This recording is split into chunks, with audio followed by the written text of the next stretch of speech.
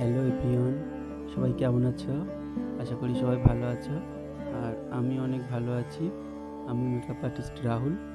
আবার নতুন একটা কাজ নিয়ে একটা ভিডিও বানালাম। তো সবাই ভিডিওর প্রথম থেকে লাস্ট অবধি থাকবে আর ভিডিওটা দেখবে, কেমন হয়েছে জানাবে।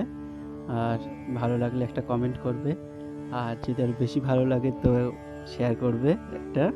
তো এটুকুই আশা রাখি তোমাদের কাছ থেকে।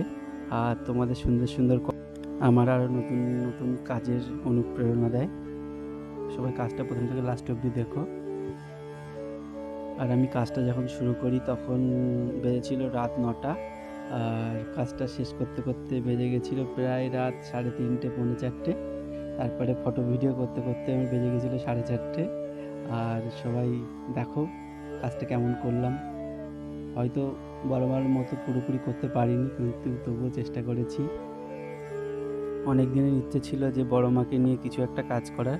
তো ইচ্ছাটা সেদিন রাতে হঠাৎ করে মনে হলো যে বড় মার মুখটা নিজের বডির ওপরে করি। তো যেই ভাবা সেই কাজ। তারপরে বসে পড়লাম আমার সরঞ্জাম নিয়ে।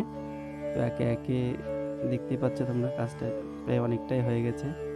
প্রথম প্রথম খুবই ভয় লাগছিল, ফার্স্ট টাইম এমন কাজ করলাম। তো কোনো অভিজ্ঞতাই ছিল না, তো ভয়তে ভয়তে কাজটা করেছিলাম।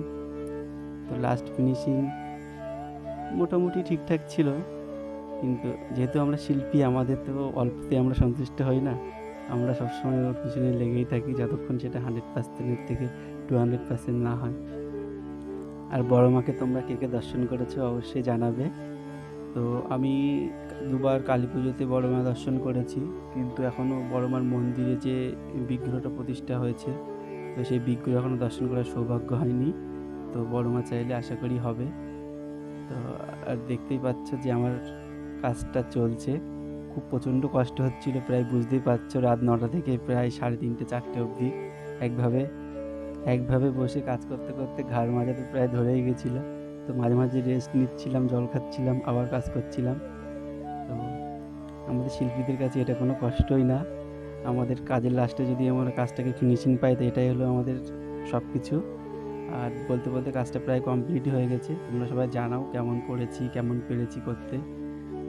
তাহলে সবাই ভালো থাকবেন, সুস্থ থাকবেন, সাবধানে থাকবেন। আবার পরে কোনো নতুন একটা সুন্দর ভিডিও নিয়ে দেখা হবে। টাটা।